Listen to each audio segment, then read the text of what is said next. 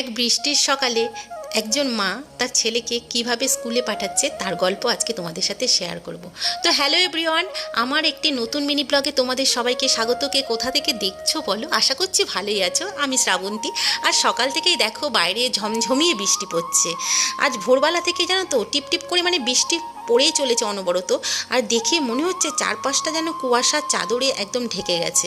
কিন্তু এই বৃষ্টির দিনেও থেমে নেই কিন্তু কোনো মা, যেমন আমি সকালবেলা উঠেই ছেলের জন্য দেখো সমস্ত বাসি কাপড় চোপড় ছেড়ে হাত মুখ ধুয়ে চলে এসেছি আগে ছেলের টিফিনটা তৈরি করতে। যেহেতু ওকে আজকে আমি করে দেব আলু চচ্চড়ি, আর সঙ্গে করে দেব একটু লুচি। ও একটু লুচি, আলু চচ্চড়ি কিংবা আলুর দম এগুলো খেতেই ভালোবাসে। কিন্তু যেহেতু বৃষ্টি পড়ছে বাইরে, একটু ঘুমটা ভাঙতে দেরি হয়েছে, সেই কারণে আজকে আর আলুর দমটা করার সময় নেই। তাই তাড়াতাড়ি করে দেখতেই পারলে তোমরা, আমি আলু চচ্চড়ি করে নিয়েছি। আর কি বলো তো, এই বৃষ্টির দিনেও কিন্তু একজন মা কখনোই থেমে থাকতে পারে না।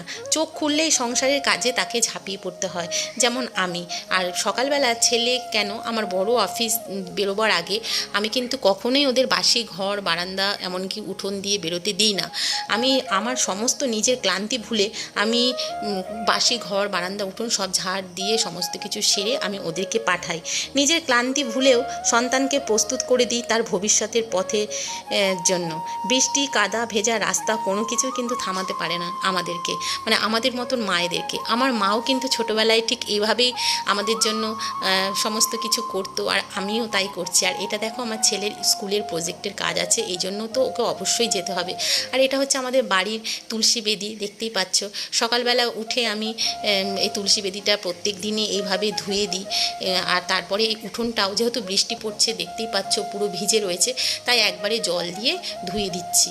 অন্যদিন আমি বাসি উঠোনটা ঝাড় দিয়ে দিই, কিন্তু এই গেটের কাজটা একটু সামান্য জল দিয়ে ধুয়ে দিই। কিন্তু আজকে যেহেতু বৃষ্টি পড়েছে, তাই একবারেই জল দিয়ে ধুয়ে দিয়েছি।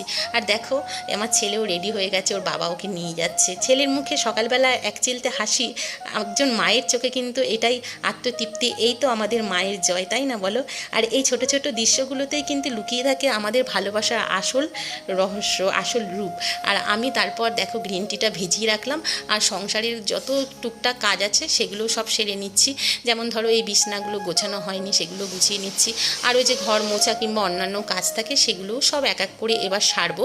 আর ওর বাবা ওকে দিয়ে আসলে একসাথে বসে দুজনে চা খাবো আর গল্প করব। তারপরে তো আরও কাজ আছে, রান্না বান্না সব কিছুই। তোমরা তো জানো, একজন মায়ের, একজন মেয়ের, হাউসওয়াইফদের ঘরের কাজের কিন্তু শেষ নেই, সেরকম আমারও। তো কেমন লাগলো আমার ভিডিওটা? ভালো লাগলে একটা লাইক করো, কমেন্ট করো। আজ এই পর্যন্তই, টাটা।